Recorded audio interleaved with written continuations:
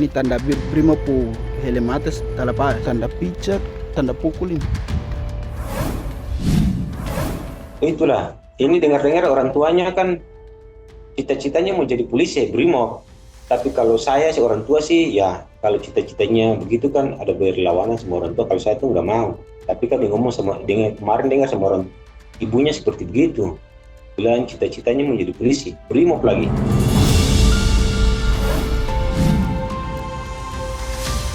Itu berapa lama itu terjadi ketakutan, kecemasan itu gimana tuh? Bagaimana hari-hari dilewati setelah kejadian? Banyak menjauhkan diri ke semua teman-teman. Terus banyak diam, banyak mengurung diri, banyak menyalahkan diri sendiri. Saya kira saya sudah memerintahkan kepada Kapolda, Kadipropam, ambil tindakan tegas, proses tuntas, beri rasa keadilan bagi keluarga korban. Dan saya minta informasinya, prosesnya transparan. Saya sudah perintahkan untuk diberikan tindakan berat-beratnya.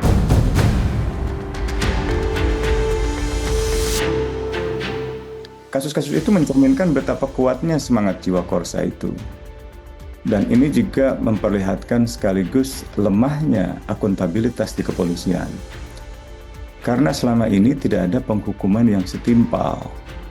Kenapa seorang anggota Brimob berani melakukan tindakan yang pasti diketahuinya, disadarinya, bisa mengakibatkan cedera yang serius, apalagi pada seorang anak, bahkan kematian.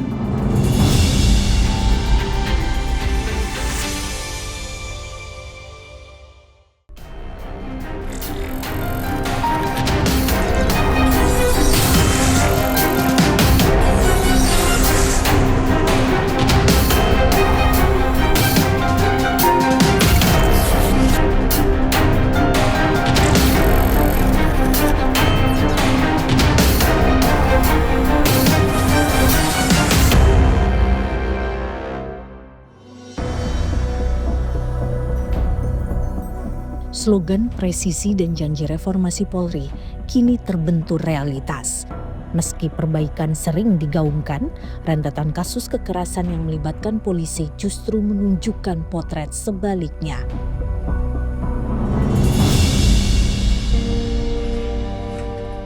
Awan duka menyelimuti keluarga Rijik Tawakal, warga Tual, Maluku di hari pertama bulan Ramadan.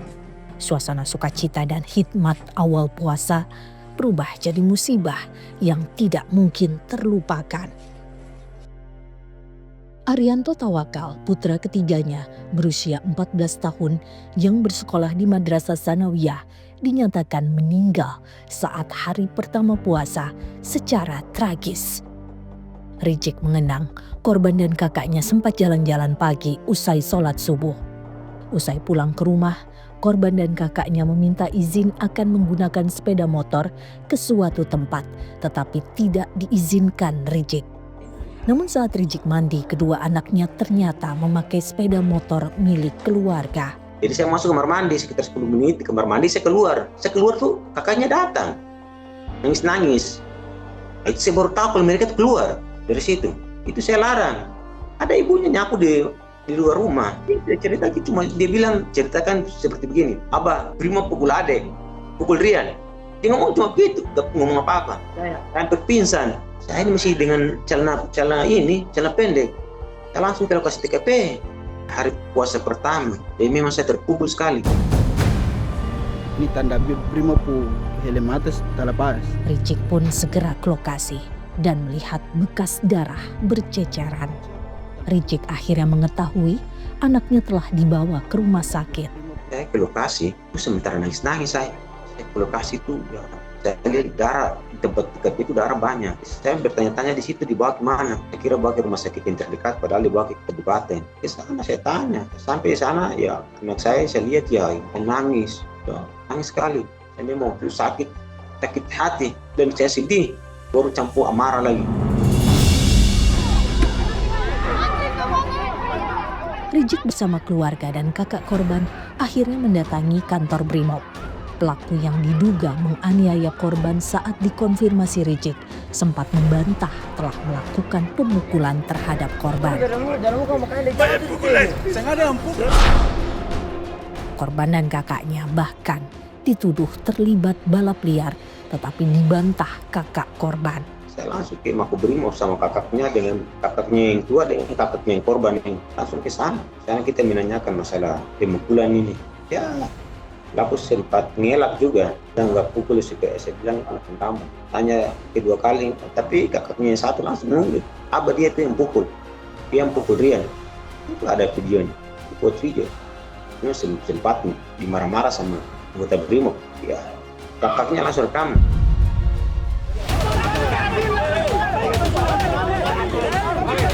Keluarga dan warga pun tidak terima atas penjelasan polisi. Warga mendatangi markas Brimob di Tual dan berunjuk rasa. Mereka menuntut pelaku segera diproses secara hukum. Kasus ini pun menarik perhatian dari Kapolri. Saya kira saya sudah memerintahkan kepada Kapolda, Kadif Propam, ambil tindakan tegas, proses tuntas, beri rasa keadilan bagi keluarga korban. Dan saya minta informasinya, prosesnya transparan. Saya sudah perintahkan untuk diberikan tindakan berat-berat. Menuai polemik, polisi pun memproses kasus ini secara etik dan menahan pelaku. Putusan sidang etik menjatuhkan sanksi pemecatan kepada pelaku Bribda Mesias Siahaya. Tidak hanya terkait etik, pelaku juga berstatus tersangka untuk kasus pidana terkait kematian korban. Pemberhentian tidak dengan hormat atau PTDH sebagai anggota Polri. Terhadap putusan yang disampaikan tersebut, terduga pelanggar atas nama Bribda Mesias Victoria Siahaya menyatakan pikir-pikir terhadap putusan yang dijatuhkan oleh majelis. Untuk berkas perkara telah selesai dan diserahkan tahap pertama kepada pihak Kejaksaan Negeri Tual tertanggal 24 Februari 2026 dengan ancaman sanksi pidana maksimal 15 tahun dan denda paling banyak 3 miliar.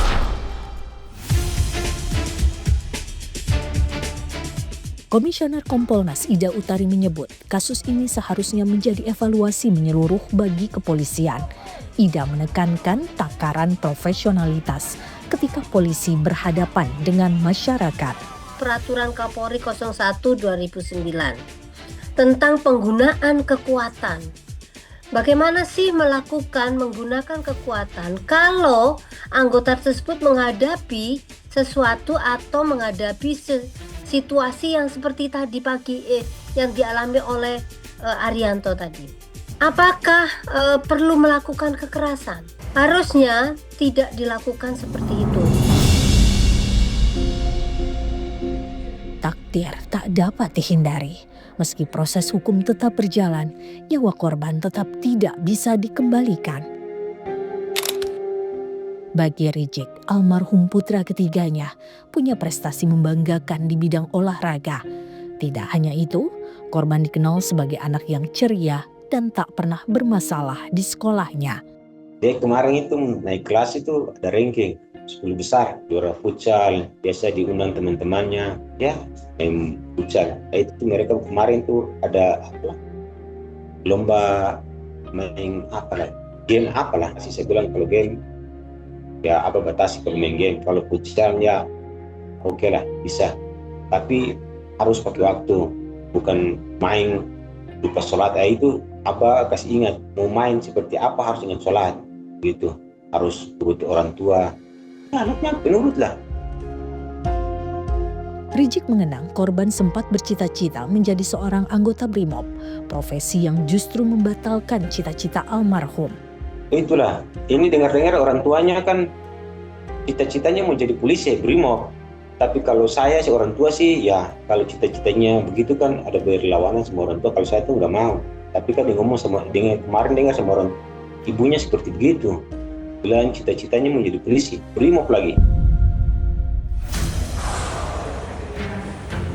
Tidak hanya terkait dengan kekerasan yang berakibat hilangnya nyawa, di Jambi seorang polisi dilaporkan karena diduga menjadi pelaku kekerasan seksual. Itu berapa lama itu terjadi ketakutan, kecemasan itu gimana tuh? Bagaimana hari-hari dilewati setelah kejadian? Banyak menjauhkan diri ke semua teman-teman.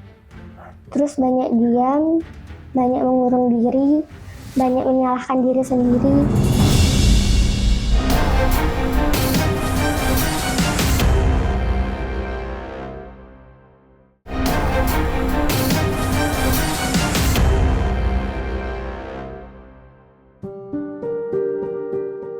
Kasus kekerasan seksual tak berjeda meski undang-undang terkait telah ada. Menjadi ironi ketika polisi yang seharusnya menjadi perisai justru menjadi predator yang melukai. Bunga bukan nama sebenarnya, mengalami kisah pedih yang awalnya enggan untuk diceritakan. Bunga yang berusia 18 tahun dan baru lulus SMA ini menjadi korban dugaan kekerasan seksual oleh 2 orang polisi dan 2 warga sipil. Pertengahan November lalu, Bunga yang sedang main di rumah temannya dijemput salah satu pelaku yang merupakan temannya. Saat Bunga akan memesan transportasi online, pelaku menawarkan bantuan untuk mengantar korban pulang ke rumah. Nanya lagi kami di mana, kami bilang dia masih di rumah Lena, terus mau pulang. Terus bilang lagi ke kami, udah pulang sama aku aja, gak usah pesan Grab. Kami tunggu dulu sebentar ya, katanya. Pas udah kami tunggu tuh, udah ada sampai mau jam 12 malam. Saat di perjalanan menuju rumah korban, pelaku berdalih akan mampir di indekosnya karena ada urusan.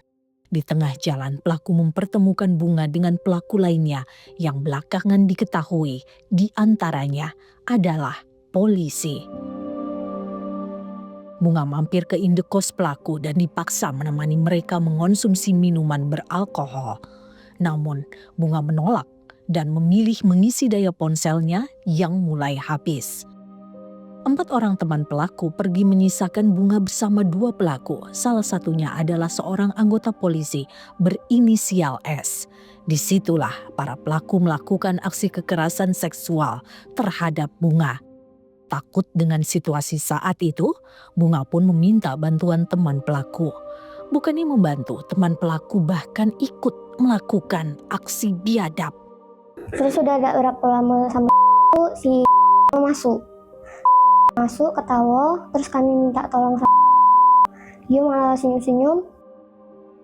Bukannya diantar pulang ke rumah, Bunga malah diantar ke tempat pelaku lainnya yang juga diketahui sebagai seorang polisi berinisial M. Di tempat kedua, Bunga menjadi korban ruda paksa dalam kondisi setengah sadar. Trauma mendalam menimpa Bunga. Ia takut menceritakan ruda paksa yang dialaminya dan memilih memendam luka.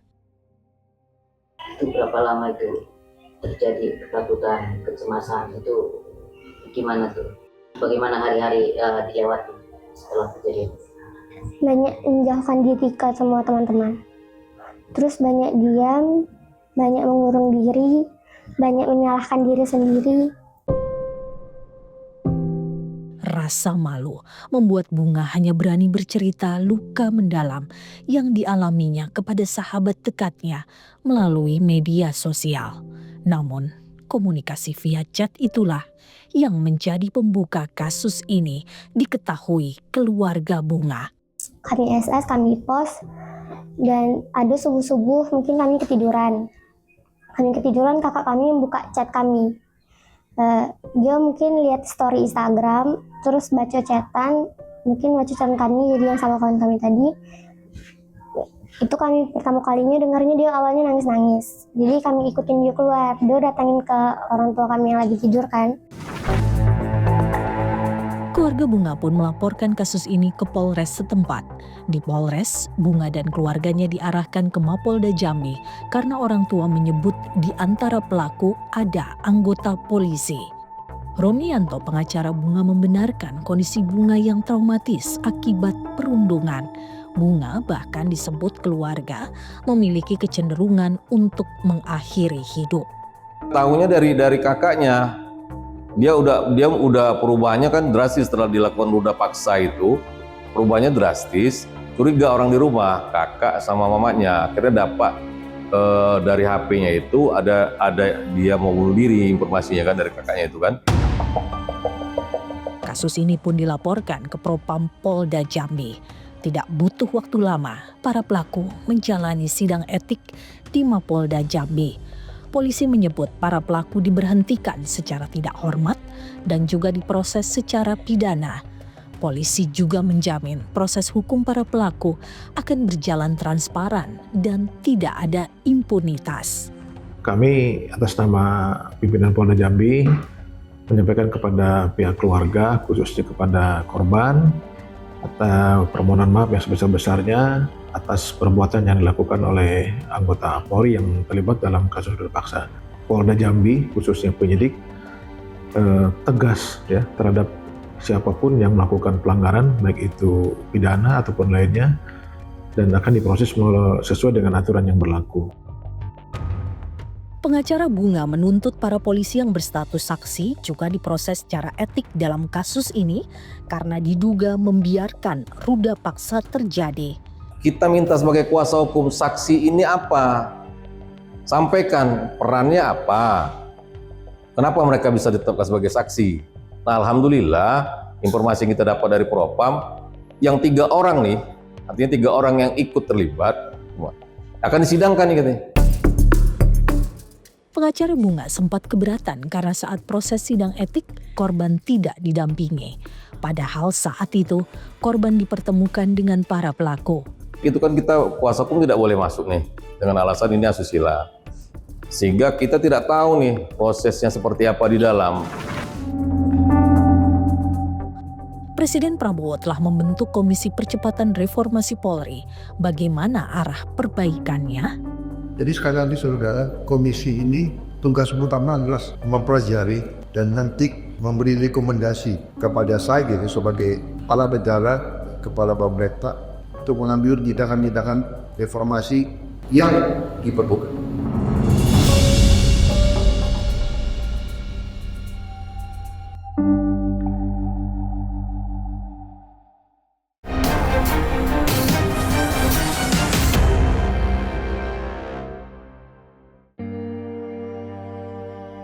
Rentetan kasus yang melibatkan anggota Polri menjadi alarm keras kepercayaan publik. Tidak hanya aksi kekerasan berujung penghilangan nyawa, tetapi juga kasus pidana lainnya termasuk ruda paksa. Padahal Presiden Prabowo telah membentuk tim Komisi Percepatan Reformasi Polri awal November lalu. Tim ini dibentuk salah satunya menindaklanjuti aspirasi saat unjuk rasa Agustus 2025. Jadi sekali lagi saudara, komisi ini tugas utama adalah mempelajari dan nanti memberi rekomendasi kepada saya sebagai kepala negara, kepala pemerintah untuk mengambil tindakan-tindakan reformasi yang diperlukan. Meski tim telah dibentuk dan masih bekerja, nyatanya rentetan kasus kekerasan hingga penghilangan nyawa yang melibatkan anggota Polri terus bermunculan. Lalu apa yang menjadi persoalan mendasar di kepolisian? Direktur Eksekutif Amnesty International Indonesia Usman Hamid menilai persoalan mendasar di kepolisian adalah adanya budaya pemakluman jika terjadi kesalahan atau masalah serius yang menjurus menjadi budaya kekebalan hukum atau impunitas.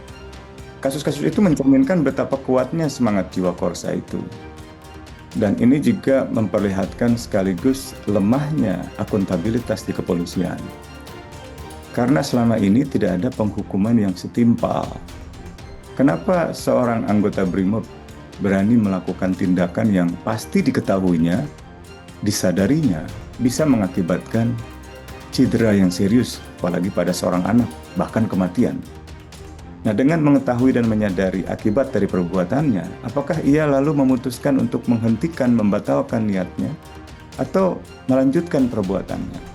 Kalau ia membatalkan niatnya, maka itu artinya ia punya ketakutan akan adanya hukuman dari lembaga maupun hukuman dari pengadilan. Tapi kalau ia melanjutkan perbuatannya, itu artinya ia tidak takut akan hukuman. Dalam catatan Amnesty International Indonesia, sepanjang tahun 2025, kasus-kasus kekerasan yang dilakukan oleh anggota Polri mencapai 51 kasus.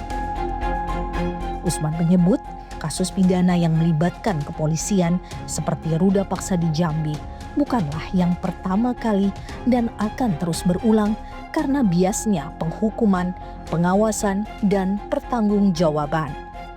Menurut Usman, penanganan perkara dan potensi bias di tubuh Polri perlu diperketat melalui pengawasan eksternal. Itu bukan pertama kali terjadi gitu, dan itu bisa berulang karena tidak adanya penghukuman. Saya kira ke depan harus adalah penguatan sistem pertanggungjawaban di kepolisian. Irwasum, Propam, itu harus diperkuat. Tapi juga pengawasan eksternal jauh lebih penting. Karena biasanya pengawasan internal, pengamanan internal itu bisa sangat bias, sangat subjektif karena menyangkut mungkin anggotanya, menyangkut seniornya, menyangkut seangkatannya.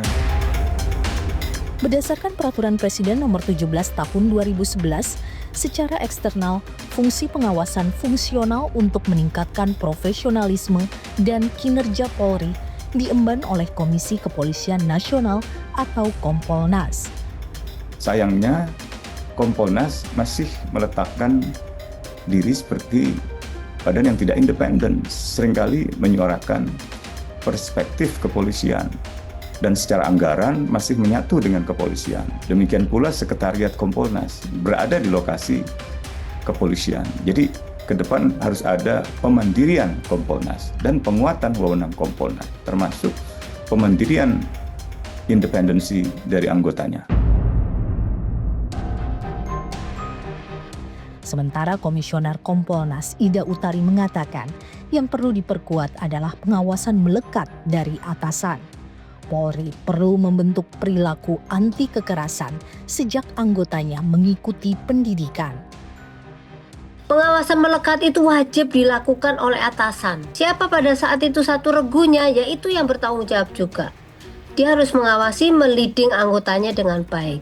Dan yang tidak kalah penting sebenarnya adalah di lembaga pendidikan. Kini, ekspektasi publik melampaui sekadar sanksi etik dan mutasi jabatan. Tanpa langkah hukum yang transparan dan pembenahan sistemik, jargon reformasi Polri hanya akan menjadi barisan kata tanpa makna di atas kertas. Sementara jurang kepercayaan rakyat semakin dalam menganga.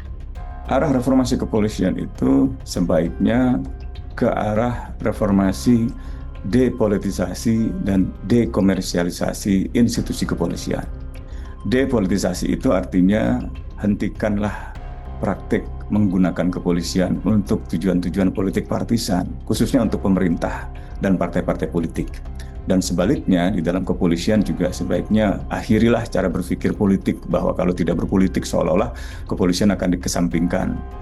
Fokuslah pada tugas-tugas utama kepolisian, perlindungan dan pelayanan masyarakat. Yang kedua, dekomersialisasi. Dekomersialisasi ini mengakhiri praktik layanan kepolisian yang berbayar atau yang kerap kali diidentikan misalnya dalam proses penegakan hukum dengan makelar kasus atau makelar perkara. Jadi sehingga perkara jual beli di dalam proses penyidikan. Nah yang terakhir tentu saja kembali ke penguatan sistem akuntabilitas.